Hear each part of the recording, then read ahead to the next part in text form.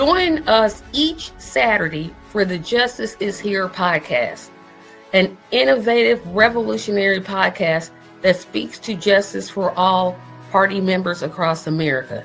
We'll speak to leadership, we'll speak to activists, and most of all, we want to hear your opinion. So if you're tired of the two-party system and how it doesn't work for you, tune into this podcast to learn how we can take back the justice that we deserve. Thank you. Hello, everybody, and welcome to the Justice for Here episode. This is the 27th episode, and I'm glad to have you here. I have candy in my mouth, so sorry about that, but I thought the introduction was going to be a little longer. We've got a lot to talk about today, but before I get started, I got some bills to pay. Oh, wait a minute, hold on a second. Got that in the wrong order. Visit the Justice for All Party website at justiceforall.us, or the website is justiceforall.us. Again, the website for the Justice for All Party is justiceforall.us. Hit that subscribe button.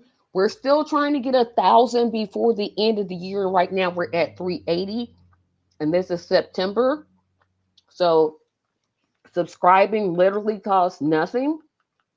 You can also hit the notification button, but subscribing helps me a lot, and it helps to get the message for the Justice for All Party out there. You can join the Justice is Here podcast on TikTok. You can like, share, and comment. And last announcement, I'll talk about this a little bit later. November the 7th, November the 8th, and November the 9th, the JFA Justice for All Convention Committee is sponsoring a 3-day fundraiser weekend. You can visit the website at jfaconvention/donate-1. That is jfaconvention.com/donate-1. Gentlemen, how are you both doing today? I'm doing all right, except for technical difficulties with the camera flying around. Yeah, because it looks like you got a whole bunch of space between your head and the ceiling. I'll get that worked out momentarily. And I'm doing well as well, Tracy. Thank you for asking. How are you tonight? I was doing well. When got my hair pressed out. You know, when I get my hair silk pressed, ego goes on 10. Like, I'm just like, you can't talk to me. You can't say nothing to me because I know I look cute. Thank you and very much. So it started out a good day. That's not funny. That's true. Started out a good day. Then trolls decided they want to act. I'm like, where's this coming from? But it's going to be okay. It was Justice for All related, but I believe in discussion. And we're going to discuss some of those concerns because I think they're important. So tonight, we are going to talk about gerrymandering and what it affects is and what we think about it. But before I get to that, okay, so I said I wasn't going to talk about this, but since I don't do Tracy's weekend review because football season has started, so I'm not doing the Sunday show anymore until February, I have to talk about Charlie Kirk. I'm going to make this real quick in terms of us talking about it. Political violence has no place in our society. Violence has no place in our society, much less political violence. That does not mean that I agreed with a man that literally said that Black women that received jobs were DEI hires and that we weren't smart enough to get employment. Um, it just proves to me that in our country, racism still sells. If you want to make millions of dollars, all you got to do is squat on black people, and you're pretty much halfway there. So that's my thoughts about it. Tracy also talked about gun deaths being an acceptable collateral damage to protect the Second Amendment right. And that is just unacceptable. He has otherized people who don't think like him, have different phenotypes, who don't align themselves with his ideologies. As a matter of fact, I don't know if people knew, but there's actually two factions within the mega party. And we saw that on that day. We have the Groypers, they're called, from the Nick Fuentes part of the party, who find Charlie Kirk absolutely despicable. And then you have the Turning Point USA Charlie Kirk faction. So that is exactly what was going on that day. Two white men, right? African Americans had nothing to do with it.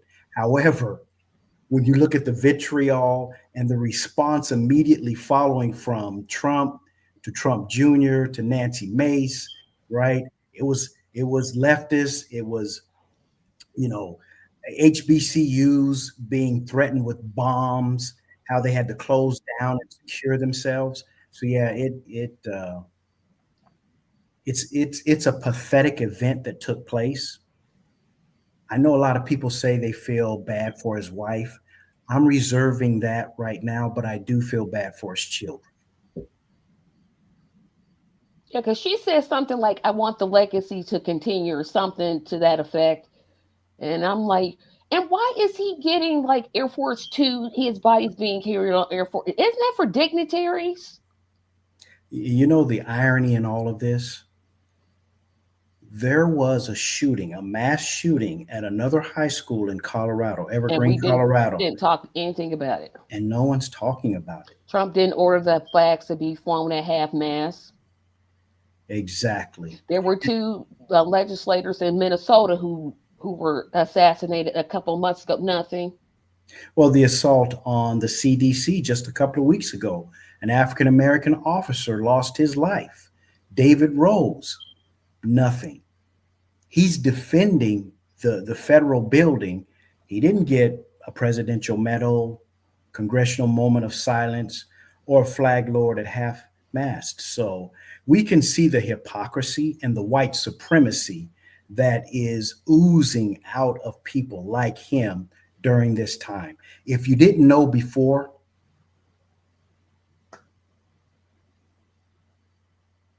I would just add, tried to be reserved on this, because I know that a lot of folks that I grew up with are Charlie Kirk fans. Just is what it is.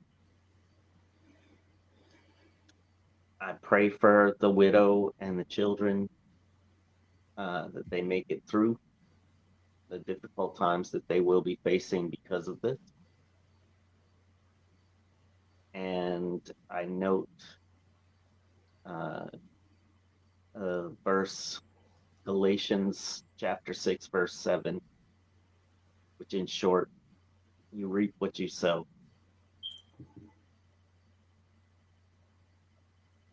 Yep. Let's try to sow something worthwhile. It's like, do you say? How do you say a whole race of people are getting jobs because of DEI? How much hate do you have in your heart? And please, before we move on to gerrymandering, please, to the message to the right, please stop saying you have that one black friend and you say ignorant stuff like black fathers need to stay in the home and welfare calls that no, just stop. Just stop. and that's a good point, Tracy. There is a stark contrast with the way people are responding to all of this. And you can be Christian, but you don't have to be hateful. You can be Christian and loving and accepting of others. I know you talked about the Galatians scripture, Mhm. and another part of that, not only are we reaping what we sow, but he also talked about when you sow to the wind, you're going to reap the whirlwind. So the information was right there. The warning shot was fired by Yehashua a long time ago, whether we take heed of that or not. Uh, and I'll say this and I'll leave it Wait at a minute, this. who? Yahashua.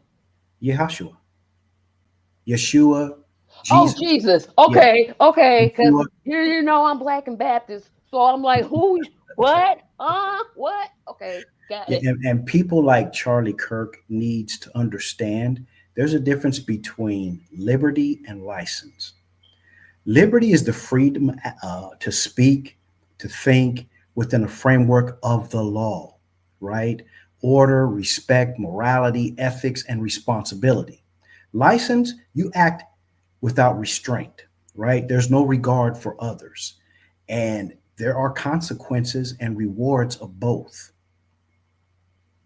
To your point, you want to sow the wind, you'll reap the whirlwind. And it's amazing to me how, Elon Musk and Trump were all just hoping. It was like they were hoping that this shooter was a Democrat or a liberal. And then when that didn't happen, oh, he would have wanted you to. I mean, they were literally calling for the death penalty before this alleged shooter. Well, no, he actually has admitted to it. Before the shooter was actually apprehended, he should get the death penalty, even though I don't know if Utah has the death penalty or not. They probably do. They do. As a Um, matter of fact, the governor came out and said immediately that they have the death penalty. And speaking of someone who is a sorry public uh, figure, when he publicly stated he wished it was someone other than a fellow Utahn, that he didn't want it to be a white male, and that's exactly who it was. Who I also was like, shared, what?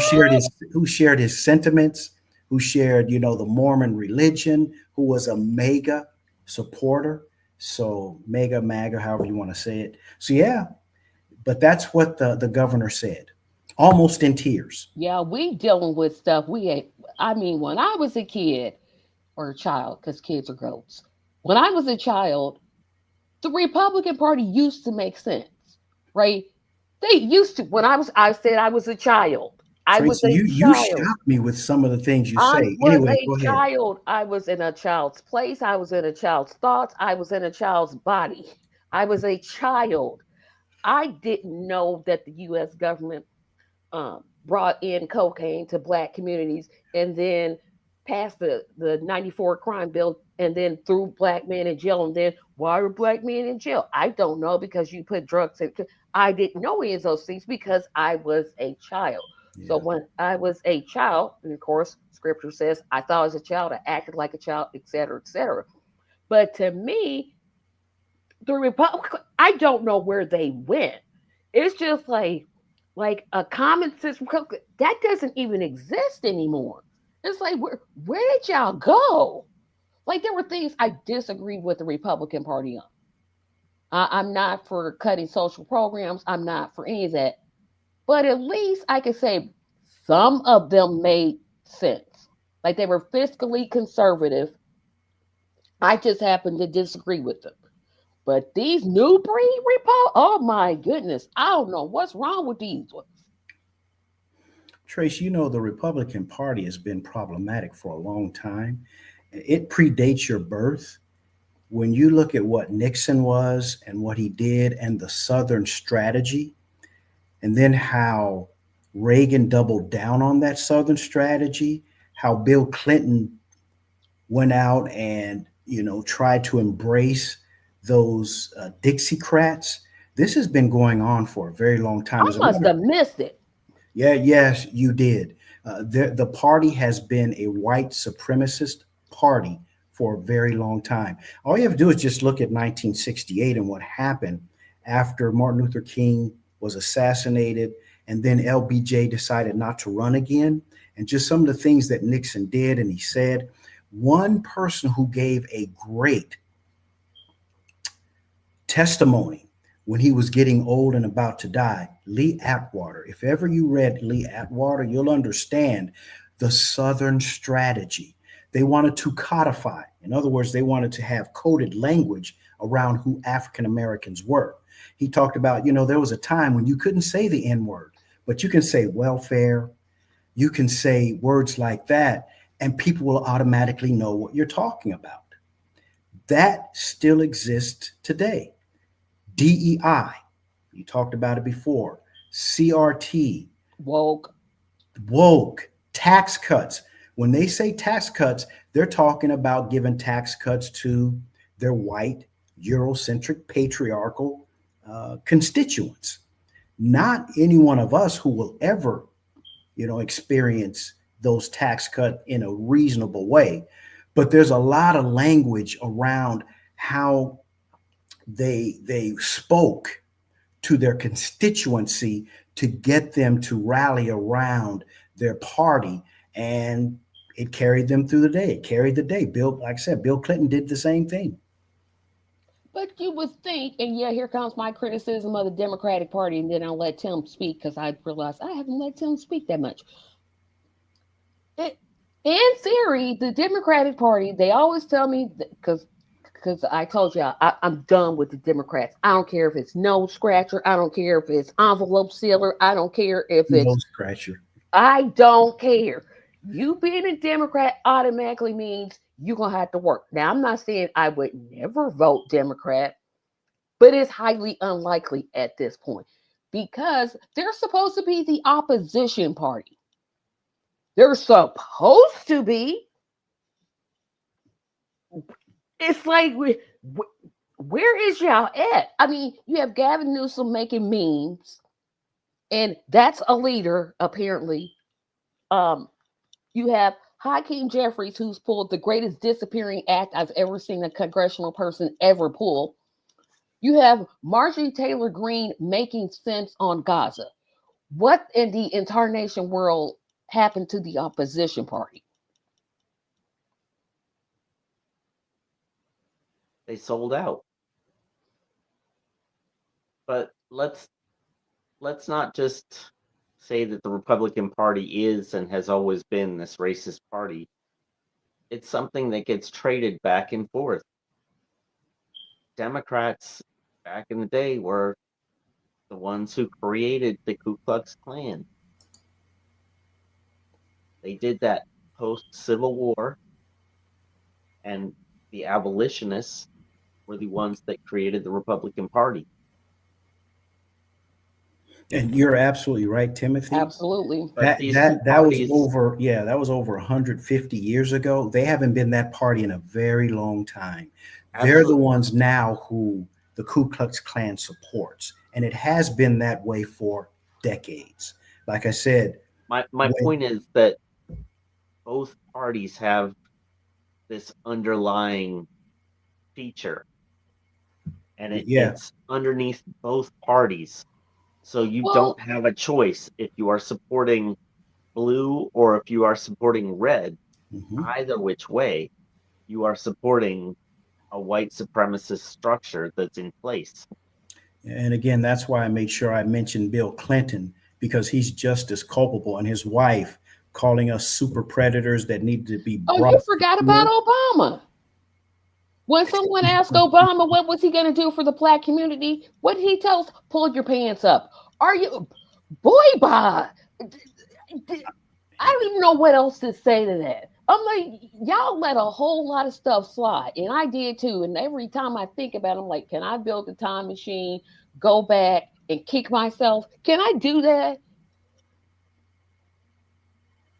Yeah, he literally, and the way that he talked down to black men during the 2024 thing when he was in Philadelphia. I'm like, oh yeah, that'll make him. Well, he probably did that on purpose, so I'm gonna leave that alone. I'm gonna leave it alone.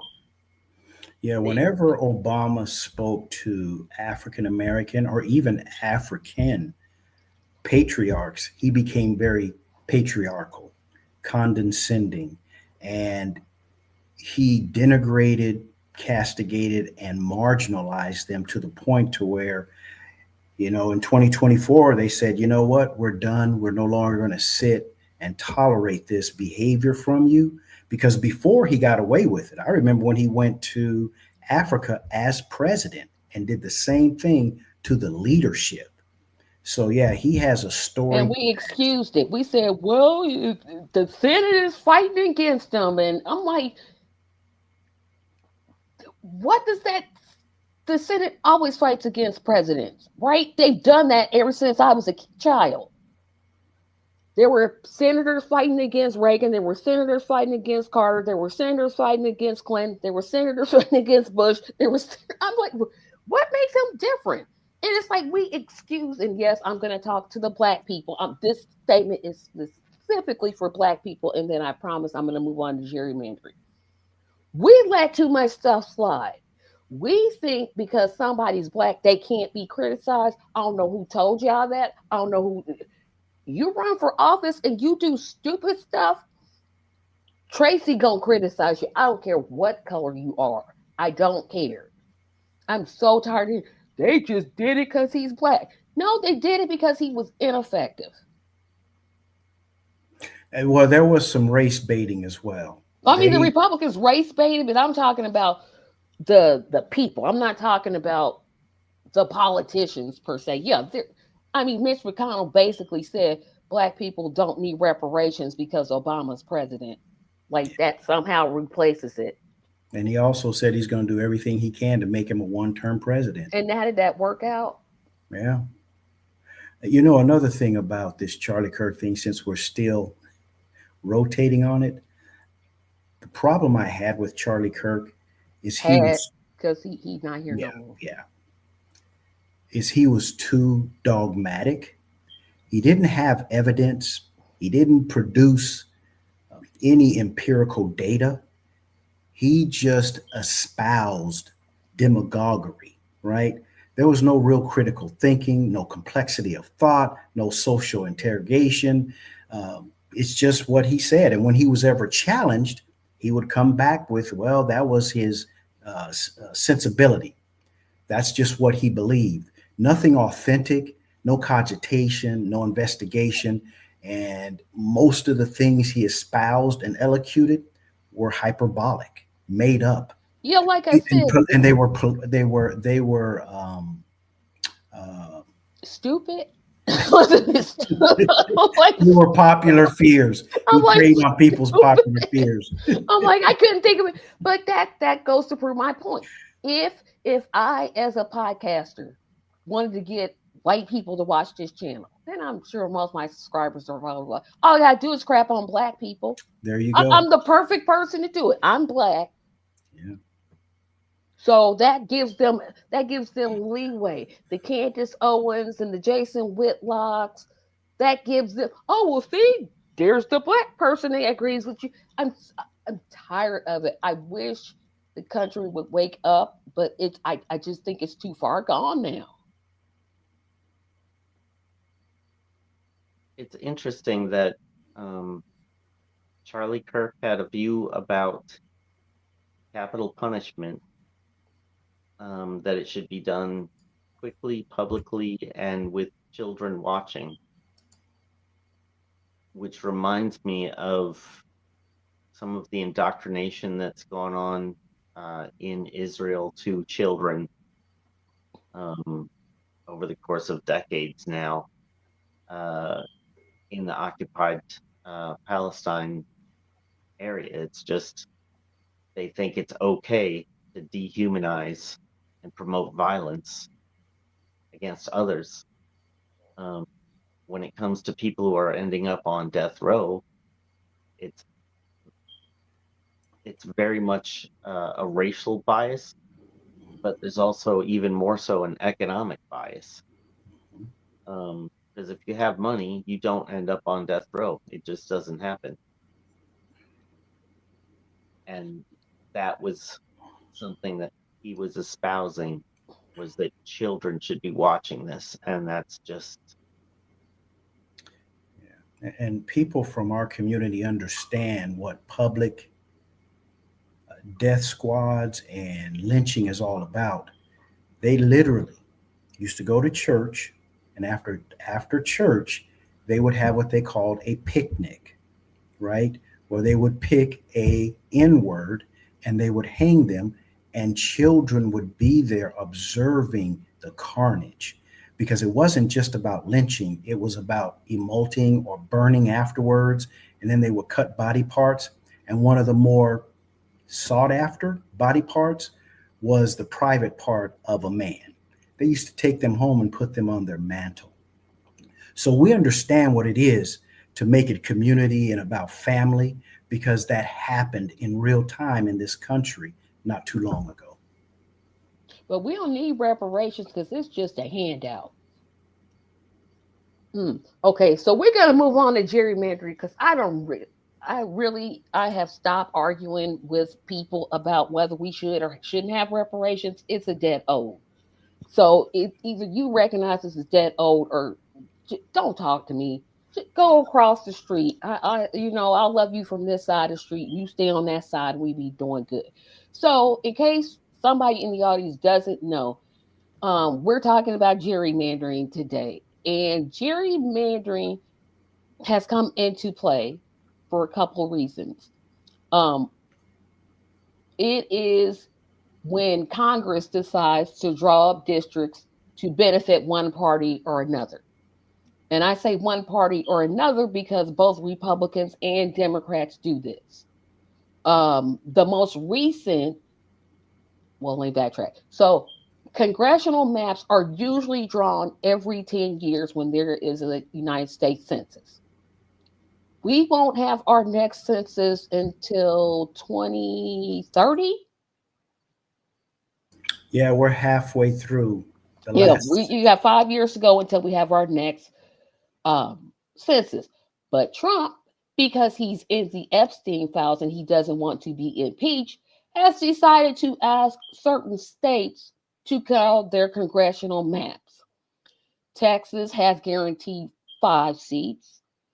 There's talks of Florida redrawing their district.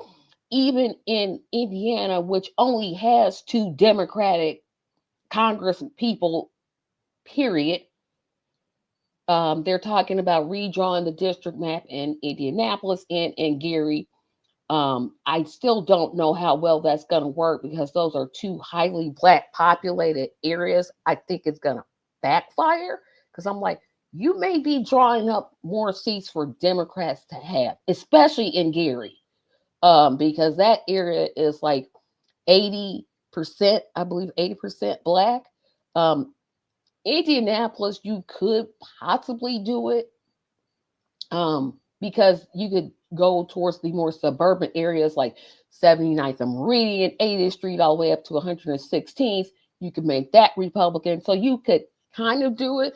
But if you look at how Andre Carson won Marion County, I mean, he didn't just come in and just win it.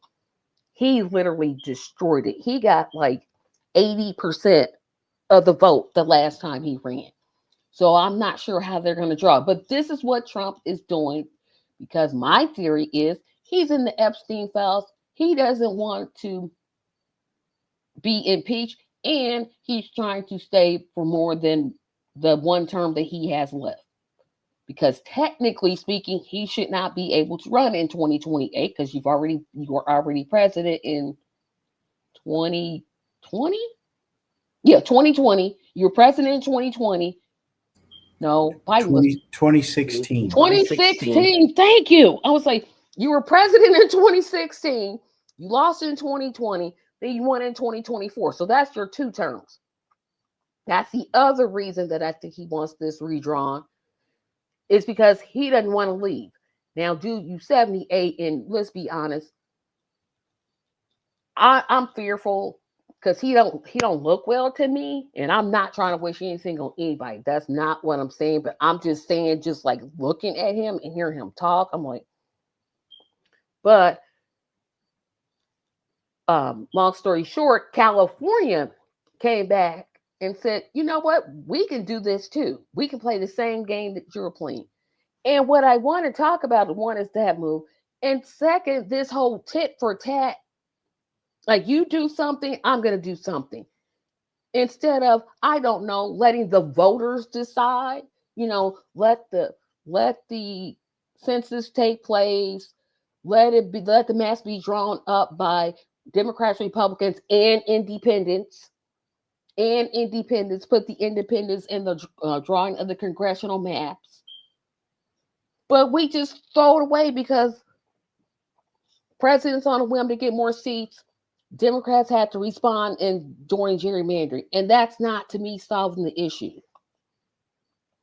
Let's also point out that the redistricting was already done post 2020 census and prior to the 2024 election. So they've already done the relatively appropriate redistricting, as inappropriate as it may have been, and they gerrymandered then too, I'm sure. They're now trying to extra gerrymander without doing any kind of census to provide any additional data. So there is no reason except for political motives. But I should point out that I wouldn't call any of these districts Republican or Democrat. They seem like justice for all districts to me. Absolutely, absolutely. That is a great point. That's a great point. Yeah, that's an exceptional point. So those who are interested, if you want to run for Justice for All party, you're more than welcome. The umbrella is large enough. If you want to join us and partner with us, again, the umbrella is large enough, and we'd really like to have your voice at the table. Speaking of gerrymandering, it started in 1812. Just a little quick history lesson. In Massachusetts, the legislators there went to Governor Eldridge Gary. It was Gary. And they presented him this map. And the new district they drew looked like a salamander. So they started calling it gerrymandering. And then it lost its hard G and became gerrymandering later on. So that's where it started. So this goes on or back quite a ways. And again, it was for expediency, political expediency, Timothy. They wanted to stay in power and they didn't want to threaten their seats. So they decided to, redraw these maps so that way they stay in power. So again, it's always about power. It's always about money. It's always about who's making those decisions, which brings to mind an appeal to people who choose to sit out and not vote and participate in the franchise. That's exactly what they want you to do. They wouldn't do all of these things if your voice didn't matter. They're doing it because they know it does, and they want to stay in power. And in order to do that, they've got to gerrymander. And in order to fix gerrymandering, we have to have voters show up at the ballot and cast their votes. You can make a difference. And don't forget, the Justice for All party is here with and for you. I think it makes the most sense for those who have decided to sit out to choose to work with a party like Justice for All party, because we're not looking to make it red versus blue and create such gerrymandered districts. If it was up to me, I would suggest that the districts be as close to being cookie cutter, just kind of cubes as possible, with the exception that you'd like to recognize in some cases that there's more population drawn towards a particular geographic point or other, that would make it make sense for it to be slightly changed from being a straight cube line. But other than that, straight lines all the way around make the most sense to me when you're doing districts. Yeah, that would make sense, but not for a party who isn't popular and are afraid to lose power. Tracy, you were talking earlier about what could potentially go on here in Indiana.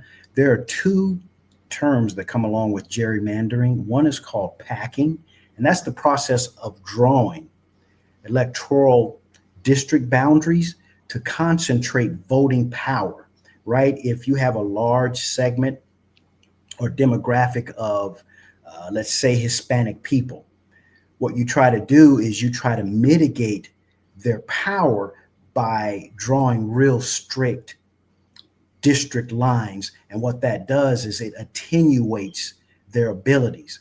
The other one is called cracking, which is the splitting up. And this is the concern I have here in Indiana, the splitting up of groups, which really dilutes your ability to vote for candidates of your choice.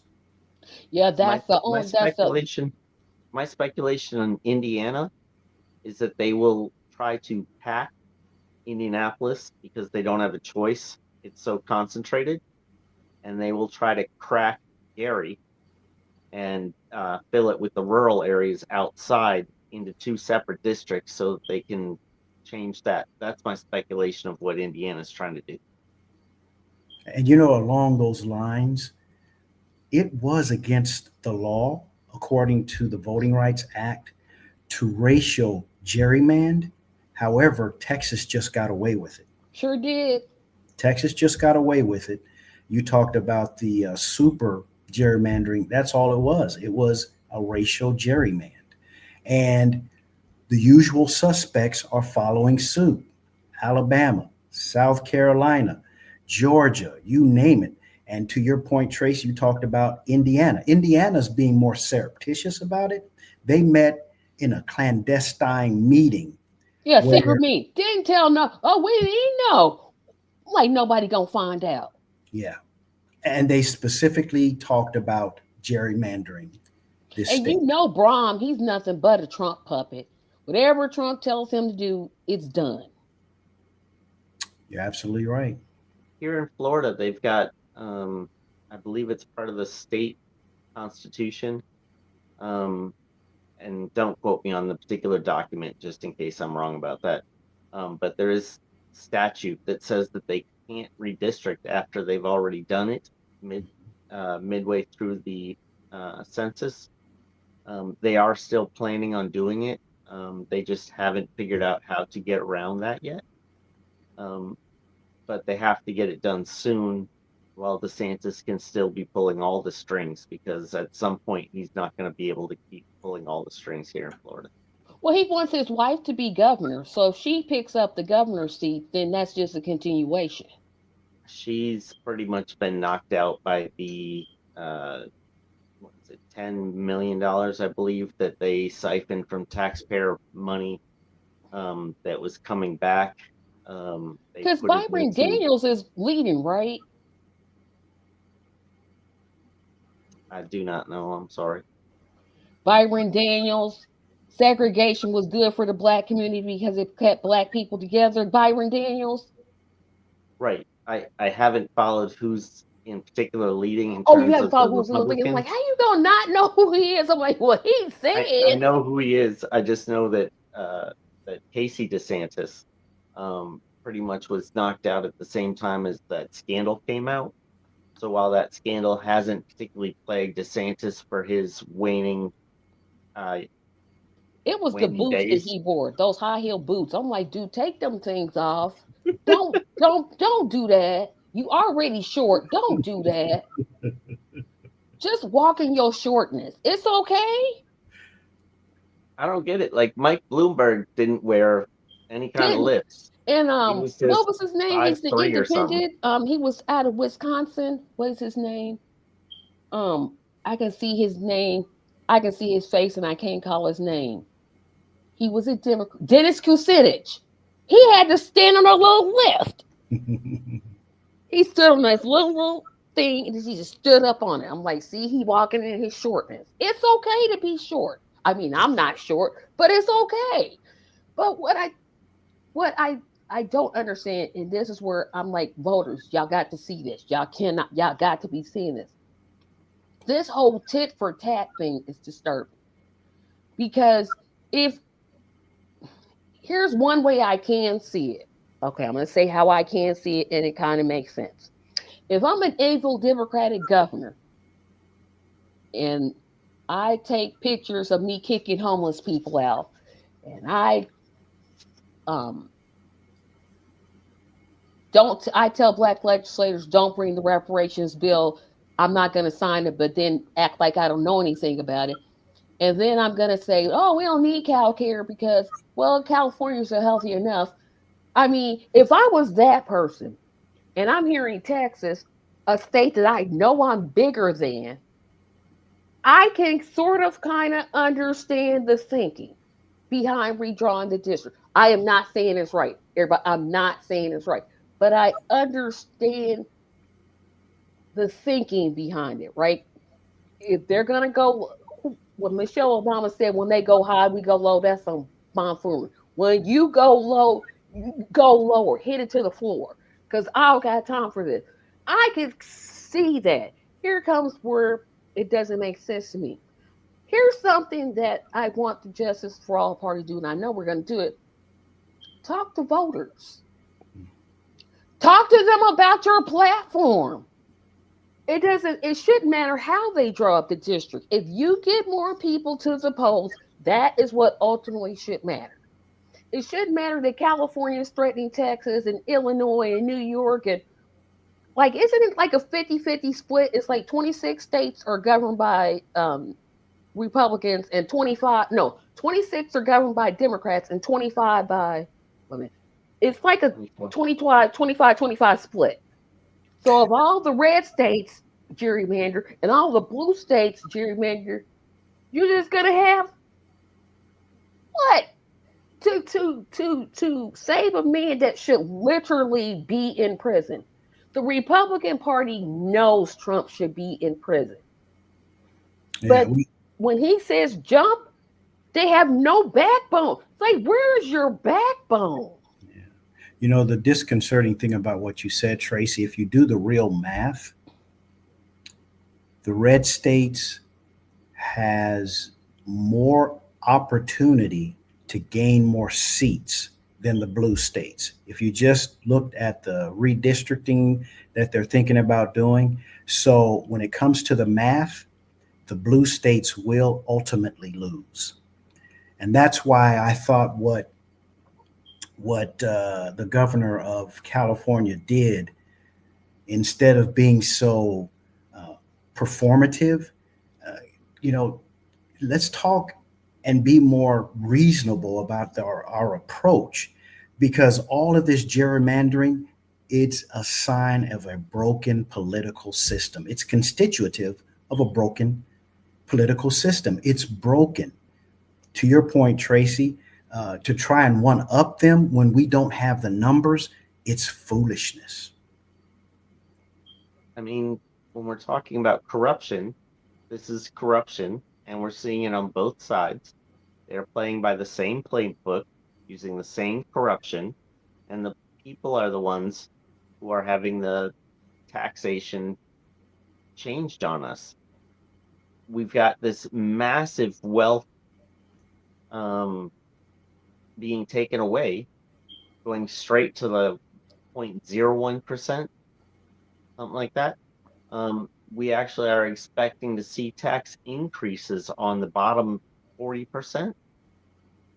That's insane. And you just have this back and forth where they're both being corrupt. There's no way that you get out of it if you're going to be corrupt. And you suggest, well, my corruption's okay because they started it. Yeah. We've heard the same kind of discussions about courts. You don't even know how many times I heard that in 2024 when people were trying to convince me, because I made mine real clear from start. I was like, as soon as I heard Dr. Westmoreland, I'm like, okay, that's who I'm voting for. That's it. That literally was the argument. Well, she's bad, but not as bad as Trump. Huh? Well, diabetes is bad, but it's not as bad as cancer. What does I mean? If you took any two, you can't apples and orange. They're trying to do apples and oranges, and it's apples and apples, right? It's comparing. I'm literally comparing a green apple to a red apple. Mm-hmm. Yeah, and Tracy, we will always diatribe that. I do believe there was a difference. There's nothing like fascism. We're in a state now to your point, we're probably where we can never return back to what Oh, I say Joe Biden any monicum of democracy. This country has never been democratic because too many of its people have been disenfranchised and deracinated from the ballot. But what we're seeing now, you have to admit, this has never happened in this country. We are standing at a precipice. And I continue to quote, and one day what I'd like to do is maybe come on your show and read some excerpts from the book, They Thought They Were Free, but then it was too late, because he talks about how people were lulled, right, into this false sense of security. And when they woke up, they were fully Nazified. Remember, it took 12 years for that to take place because it started in 33. And in 1945, things were fully realized. And now Trump has had 6 years, no, 4, 5. This is his fifth year. Fifth year, yep. Right. And when you think about what's happened just in the last 8 months, I mean, some egregious behavior. What's just every day, there's something new that we have to wrap our mind around. And before we can ever embrace it, we've moved on to something else. To your point earlier, no one is talking about the Epstein files. And I believe that's by design. And if we don't come to an agreement on certain behaviors being unacceptable, like child molestation, then we're in bigger trouble than we'd like to think. Yeah, and part of that is, again, because the Democratic Party has disappeared. They don't stand up. The Republican Party isn't going to stand up to Trump because both parties want power. So here's the point I'm trying to make. The Republican Party is not going to stand up to Trump. It's not going to happen. The Republican Party is gone. They're MAGA. They're never going to return. They're never going to be the reasonable party, although you made a good point. They never were. And the Democrats aren't going to stand up to Trump either. Look at how long it took them to respond to when the military was sent into Washington, D.C. and Los Angeles. It took you that long? You couldn't have, I don't know, taken the case to court. Sure, you may have lost. You may have lost because we do have a rigged judicial system. But at least you're trying. And that's what I want to make the point and why I partially do the podcast, because the Justice for All Party is trying. We're not just sitting down like, well, we don't know what we're going to do. And Trump's going to, no, we're not going to go quietly into that good night. Yeah. And to your point, Gavin Newsom did sue the administration. It went all the way up to the Supreme Court. And just last week, the Supreme Court struck his down, allowing Donald Trump to send in troops, right, federal troops, into these cities and these states without asking or the permission of the governors of those states. So he did, but to your point, who coalesced around him? Who supported him in that? And you would think, and yes, I'm going to go back and criticize the Biden administration. No, I'm going to take this back to Obama. When Merrick Garland, when Mitch McConnell, and I'm not going to call him turtle face, I said I was going to stop doing that. Talking about he's going to stop the nomination and you do nothing. You sit there and do nothing. This is what you get when we suggested to Biden, hey, expand the courts, expand the Supreme Court justice, which Trump could technically do it. I don't know why yet. I'm not trying to give Trump any ideas, but he could do it. He could propose it. But I said, oh, you don't want to take away tradition or whatever BS it was he was trying to feed. This whole, I have to be nice and I have to be cordial. It's coordinated, y'all. They're out here. They're having dinner together. They're going to McDonald's. They're picking up a Big Mac with some French fries and some soda every time, every night. They fight in public. Well, they don't fight anymore. They don't even pretend to fight anymore. They're just like, yep, we're on the same side. I can't even I can't even think of my congressman. He finally spoke out against Indiana redistricting when he figured out, oh, Indianapolis might get redistricted. Why did it take you that long? Why not get the people activated and be like, hey, let's go get people registered to vote. So no matter how you draw up the lines, I'm still going to win. Tracy, and this is more of a rhetorical question. Do you think he did it because he believed his job was at risk? I do. I actually do believe that. Not because of the constituency, but because his personal interests were at risk. His seat is not going anywhere. What'll happen is you'll have two Congress people representing Indianapolis instead of one, if they're successful. But like I said, if it holds out, a trend holds out, they may get another Democrat and it may backfire. I could see Gary being split, one Democrat, one Republican. It's harder for me to believe that Indianapolis, a city with 45% or 30, 40, up to 40% black population, and we don't just live in like one area. We live everywhere. Like we're everywhere. I can't see it. It could happen. Heck, I thought Trump was gonna win in 2020. I mean, that's what I saw. So don't listen to me. But I I just I just want people to understand what's at stake with this gerrymandering. You have literally a man, I'll say it again, that should be in prison. If Mayor Garland had started the investigation, yeah, if you really want to blame everything on somebody, you blame Mayor Garland because when he got confirmed as Attorney General, he should have started the investigation on Trump the week after. Like the week after. You waited a whole year, then you waited until he announced his candidacy, and then you launched the investigation, making it look political, which it was political. But you didn't think, gee, I just got in this position. I talked about how bad Trump is.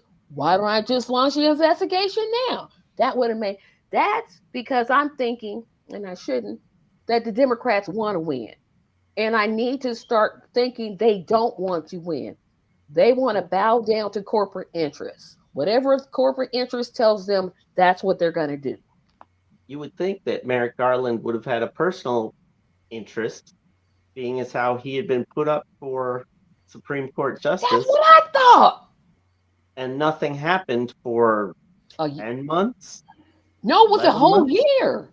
Trump was from February to the end of the year. Yeah, he went all the way because Biden was elected in November, and it was in December of the following year. That's when Trump declared he was running again. I'm like, y'all waited all them months. All them months. Y'all just sat there like, nope, he's not gonna run. He could have been in prison because you didn't want him there. You'd rather have somebody like Donald Trump in office who's a dictator, who's a fascist, who's a sexist, who's a misogynist, who's a racist, than to have somebody like Dr. Cornel West. Well, take a look at their foreign policy, and that's where you start to see that's where they move money is through foreign policy. That's how we're moving all of our military industrial complex is all related to foreign policy. All of the big money goes through foreign policy. Nothing goes through domestic. They don't care about the people. When it comes to foreign policy, they're looking at different wars and how they can push them forward for their own best interests. They like this little Ukraine one to just simmer because it wastes Russian resources. It wastes our resources too. But you didn't see any change in the policy over support for the Zionist project when they went from blue to red. We did the same thing. We were supporting We were supporting the Zionist project, and we continued to under Trump. It's exactly the same thing. That's And I, how they move. yeah, and I think that's the point that we need to start making is telling people. Although I do think people, I think the media plays a really big part in that too, because the media will literally tell you, "Oh, well, you only got two choices." Well, no, you don't. There's 100 people that ran for president. You could vote for any of those 100. You don't have to vote Democrat and you don't have to vote Republican. You can vote for a great choice. And of course, that great choice is going to be with the Justice for All party. But it's just it goes in such a cycle, right? We talk about people being upset with their government and not liking the way government, and I'm talking about the people that do vote, not the ones that just stay at home. We talk about how upset with the government that we are. We don't like what they're doing. We think they're not fighting or they're not giving us what we need. We can't afford health care, can't afford gas. But yet, here comes an election. You get a chance to vote these people out. But for some reason, you still vote your congressperson in that you just complained about. I don't understand it. You both bring up great points. The fact that the media, politicians, they're not propitiatory towards those, the demos who needs them to be. And then when we have an opportunity to change that, because don't ever forget, we, the people, of, for, and by the people, we're the ones who possess the real power if we collaborated and we coalesced our efforts around each other. Identity politics, has a place. I'm not going to denigrate that because it does have a place. However, there's something more important, and that's the winning of elections so that our voices do carry throughout the day. And I'm going to share before we leave, Tracy, why it's so important to vote, and that the only way, again, to defeat gerrymandering is by getting people out to vote. Absolutely. That's the only way. That's the only way. Other than that, we will sit there exposed and we will get exactly what we unfortunately deserve because we're not participating. And I think that's the point, that I want to make and why I do talk about gerrymandering because it's such a racially it's basically based off of racial lines. If you live in Oklahoma, well, not Tulsa, but if you live in I'll use Kentucky. I'll use Indiana. Indiana's a perfect example. If you live outside, there are 5 counties that have a large black population. There is Lake County, Allen County, Vanderbilt County, Monroe County because of student population, and Marion County. Those 5 counties have the highest black population in the state. They make up less than 10% of the, well, let me backtrack. They make up a small percentage of the overall voting population of Indiana. Indiana is a rural state, right? It is what it is. Trump carried Indiana. I think he basically the only county he didn't win. Those 5 counties, the ones that I just named, are the only ones he didn't win. He won every other county. And why? Because they wanted to. This is going to go back to my point, the overall point I'm trying to make. I want people to realize, and yes, my smoke is for the Democratic Party because I don't have no respect for y'all no more. They're not trying to win. They take the same money that the Republicans take. They rubber stamp um, increasing the military's budget. People are outraged about the cuts to Medicaid now. Where were those voices when Joe Biden was cutting Medicaid? We have to remind people, hey, Joe Biden cut people from Medicaid. Those are just facts. But Team Blue excuses because, well, we didn't have COVID. No, people depend on Medicaid. As somebody that used to have Medicaid, my life was a whole lot easier with Medicaid. One, I wasn't paying for it, so I could get more health care. Nothing was coming out of my check because I wasn't working. But people depend on Medicaid. And when you get these attacks like, oh, they should work and they should do this, Democrats go right along with it. They don't say, hey, wait a minute, what do you mean a work for Medicaid coverage? Anything could be considered a job. I mean, we have a governor in our state that said he wants people to stay on Medicaid for just 3 years. How do you tell a parent who has a child with autism, oh no, your child only needs 3 years of treatment and then they go off? Are you serious? But this is what happens when people stay at home and don't vote and keep voting for the wrong choices. Because there are wrong choices y'all making, and it's not the Democrats. They're not gonna save us. They're not, they don't want to. We have 7 states that are actively pursuing gerrymandering right now, and 9 states that are pending pursuit, that are looking to do it. And those states are the usual suspects.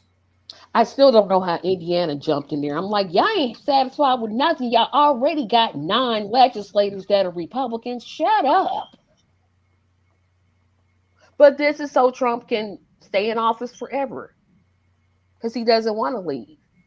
I mean, he literally said, well, you'll never have to vote again. Mhm. And that's what he meant. He did say that. And I guess I can make my appeal now. Nothing in America happens in a vacuum. Mm-mm. There are other ways that this country has been gerrymandered. It's through wealth, it's through race, it's through gender, and now there are new forms, right? Those are still active forms of disenfranchisement along, but now they have voter ID laws that they are passing in these states, suppressing people's ability to vote because typically black, elderly, and the students and low income people don't have access because cost, right? And accessing that cost, could be a little too prohibitive. Then there's voter purges. If my son, who's named after me, shows up and I show up, one of us will not have the ability to vote, even though we are two different people. And that has happened in large to um, disaffect people's ability to vote. Again, no science to it. It's just the faculty of those politicians making the decision to do that. And again, disproportionately, African American people are being purged. Closing of polling places, right? The places you used to be able to go and vote, they're gone.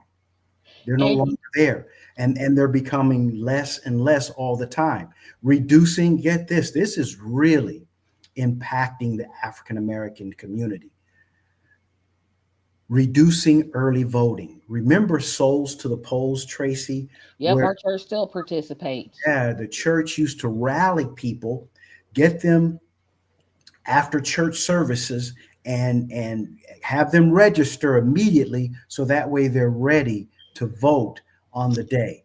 Well, a lot of states are doing away with early voting, so you can no longer go and vote early. Felony disenfranchisement. People who have a felony, I mean, they did something once in their life, and for the rest of their lives, they don't have access to the ballot. Yeah, we got a felon in the White House, 34 count, technically. 34 count felon. He not only had access to the ballot, but he became the president of the United Here's States. what I will say that we need to push for in the Justice for All party. And I'm going to get to this, and this, I promise, will be my last topic. Voting by mail. The one time I voted by mail, I'm talking about that was the easiest time. I was like, oh, just sit down and just go and then drop it in my mailbox. And the postman picked it up and took it and it counted. Yeah. Mm-hmm. But Trump says because, and I'm like, he's not. This man is not smart, y'all. I'm not an Einstein. I really am not. I'm just a common sense black girl from Indianapolis, Indiana, that's lived in one city my whole life. Minus the 2 years I lived in Atlanta and the 6 months I lived in New York. But this man, I know I'm smarter than him. I'm like, it's Republicans that vote by mail. What are you talking about? I'm like, this is, I wish we could push for this because it is the most convenient way to vote. It's like vote by mail. You can beat all the traffic. You don't have to do anything. It's counted just exactly the same. But because, oh, I lost, and so now I can't say I wasn't a better candidate. I got to come up with something. We have, um, I think only like 2 states vote by mail. Or is it 3? Colorado, you definitely can, and I enjoyed I that. think Colorado, Washington, and Oregon. That's all it is still. I think it's just 3 states. I mean, we talk about things like ranked choice voting. When I lived in Arizona, it was practically you had to turn down voting by mail. It was like automatic, and you had to say, no, I want to vote in person. They wanted you to vote by mail. It's cheaper. You don't have to pay poll workers. And it's just as effective. There has never been an inefficiency found within the process of mail-in voting. However, I was going to go to the next point: the criminalization of voting efforts. They're trying to outlaw that way so they can reduce the amount of people who have access to the ballot. It's more voter suppression. Another thing is weakening of the Voting Rights Act. In 2013, Supreme Court justice struck down a very important part, gutting the Voting Rights Act, and immediately, it wasn't a week after, it was immediate that these states started going back to their same old tired routines of disenfranchising specifically African American people, poor people, elderly people, and students, because they typically vote, you know, and their votes are antithetical to the Republicans. So this is the question. Again, it's another rhetorical question I put to those who are listening. If your vote didn't matter, why do you think they're going through such extremes to keep you from the ballot? If your vote didn't matter, why are they tirelessly figuring out ways to keep you from the ballot? I'd like to bring up, because voting is so important and it is legal for the moment, and it is a way to make them take notice. Um, Another opportunity is through the idea of strikes. There's actually a global strike plan for the 16th through the 20th of this month. It's based out of Canada, and they actually have some kind of a group of people who are all arriving in their capital to stand up for it. It's called Blackout the System, and you can find it if you just search Blackout the System.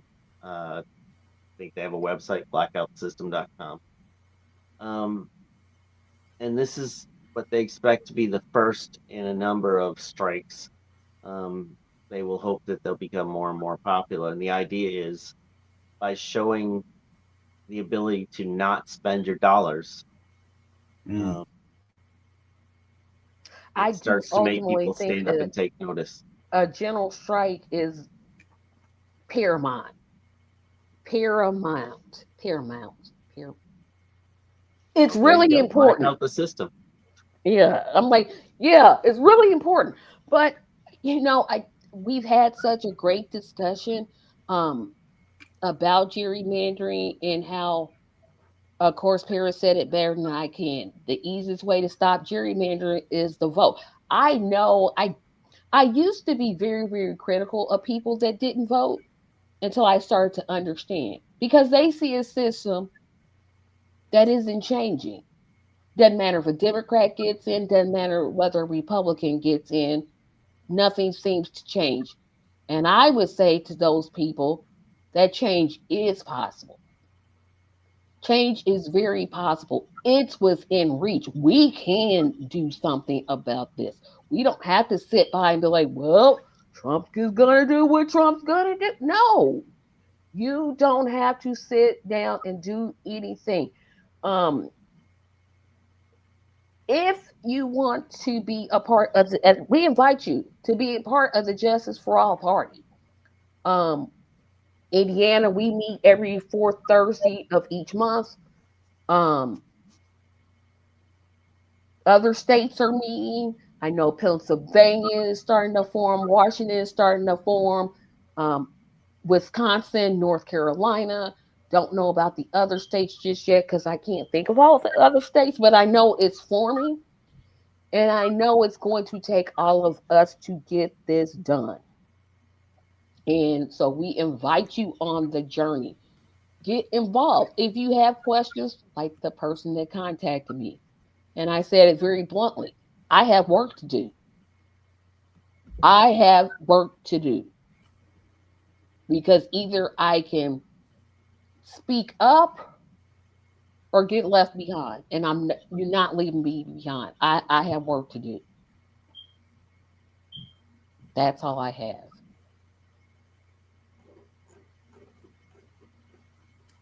You know, Friedrich Nietzsche once said, dogma is more dangerous enemy of truth than lies.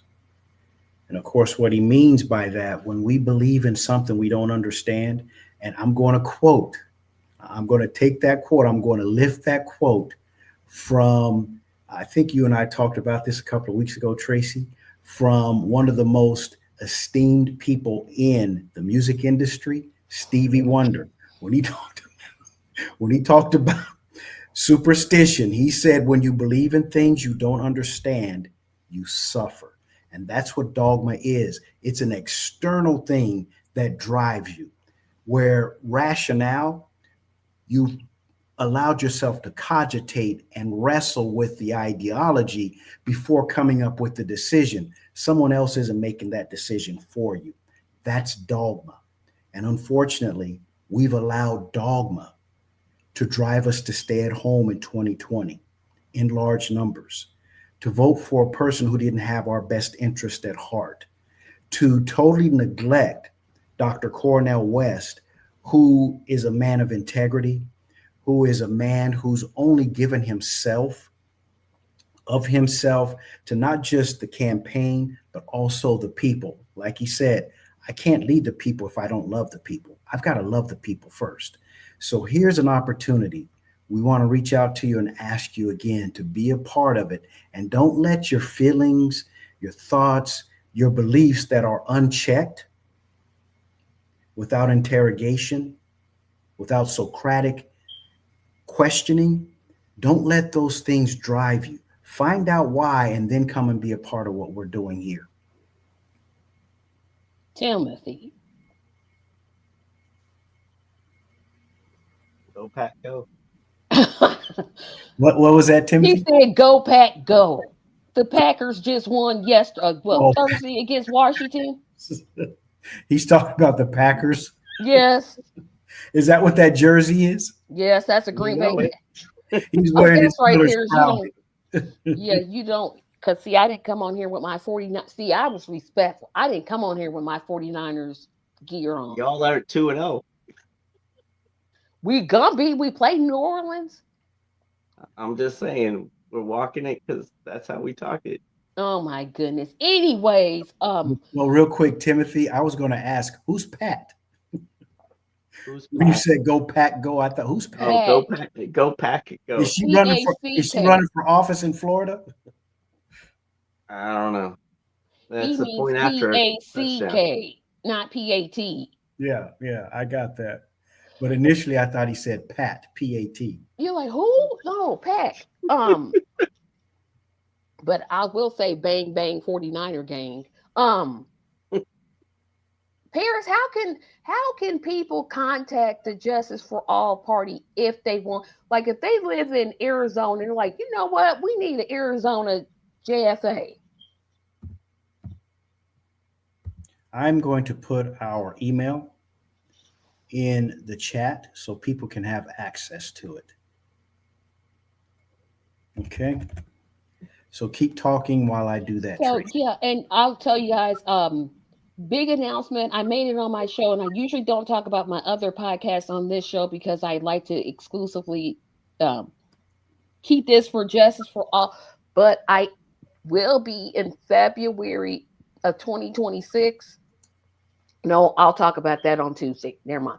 So next week, Next guess week, guess who's being interviewed next week? next week, you're being interviewed, I'm being Tracy. interviewed next week. It's You're good. being interviewed next week, Me, Tracy. We're me. finding out all about you and why you came to the Justice for All party. Oh, we're gonna have a long show because it's gonna be a long one. Because I got to start all the way from the beginning. But yes, I will be interviewed next week. And keep in mind this: after October, the first 3 Saturdays in October, you guys will still be on. But we're gonna be talking about the JFA convention. We've got news for you. I hope people go to the convention website because people are like, what you got playing? We got a whole convention June 10th, June 11th, June 12th, Columbus, Ohio. We've got a fundraising weekend. We've got a comedy show. We've got a telethon and a house party coming up. We are not to be played with. It is time out for play. Play is over with. It's done. I don't see it. You don't see it? I just put it in there. You might have put it in the private chat. Oh, Oh, okay. You yeah, can put never it in mind. You the did. I'll put Okay. it. StreamYard. I'll put it in comments. Is that what you want me to do? Yeah, I'll copy and paste it. Cut and paste. Okay. Yeah, I'll copy paste. So that way, Saw if it come anybody's through. interested, please reach out. I look at that particular email and I will be glad to respond to you, give you any kind of information. If you have questions, comments, Ooh, thoughts, that's a long one. JFAP National. Ooh, yeah, that's long. I'm gonna leave that up there for a while so y'all can take it down. But yes, please In the contact. not too distant future, we will figure out a way to have a button on the uh, Justice's justiceforall.us website so that you can click on that and leave your information. Yes, we That's not will. there yet. But again, when work, I caution people. Considering the call I got, the email I got, I mean the conversation I had today. When things don't move the way that you want, you have two choices. Either you can get in and lend a hand, or as my mother would say, set your entire behind down and be quiet. It's you got two choices. We need all the help we can get. Are we perfect? No. It's but we're not corporate owned, we're not corporate bought. yeah, the reason we're not perfect, we're missing you. Exactly. Come That around, come round this party out into something that it should be. Yep. And guys, I would if you guys could stay behind for 5 minutes, I got an idea to pitch, but I'm not gonna pitch it on air because it's gonna sound silly. But y'all know me, I don't care. Worst thing I can say, Tracy, that's the dumbest idea I ever heard. But that's one thing about me you're gonna learn next week. I am not afraid to go big. I believe that you either go big or you go home. I have no time. I have no time. But I'm still leaving that email up address up there because we do want your participation. Like I said, if you're in Indiana, we do have a Facebook group um, with quite a few members on it. But whatever state you're in, let us know what state you're in. Peers or someone else will get back to you about how you can start your own party. Eventually, pretty soon, the website will have how you can get coordinated because, as I said before, and I'll say it again, I've got work to do. The time out for playtime is over with. it never actually started, but it's really over now. We've got a fascist, misogynistic, racist dictator that we've got to fight back against. We cannot just keep sitting aside and doing nothing. So I thank you all. Please join me next Saturday for my Saturday show. I haven't decided on the topic yet, and definitely tune in for this show. As next week I'll be getting interviewed. Ha ha ha! So you'll get to ask me all type of questions. Um, I don't know what Timothy has in store for me because he's doing the interview, so it's gonna be great. But remember to subscribe, comment, share, like, comment, share, comment, like, subscribe, share, comment, like, and subscribe. Tell 5 of your friends about this podcast. You have 5 emails in your email, and you can say, hey, watch Justice is Here podcast. We've got a whole lot of things planned for 2026, which I hope to talk about next week. It's going to be great that the podcast is going to expand. But I want to thank Paris, and I want to thank Timothy, and I want to thank everybody. We're missing Nelson, so I'm gonna have to make sure he gets. I have an email, so I'll make sure he gets this episode. But I want to thank everybody for watching. Have a great day. We'll see you next week, and remember to continue to fight for truth, justice, and love.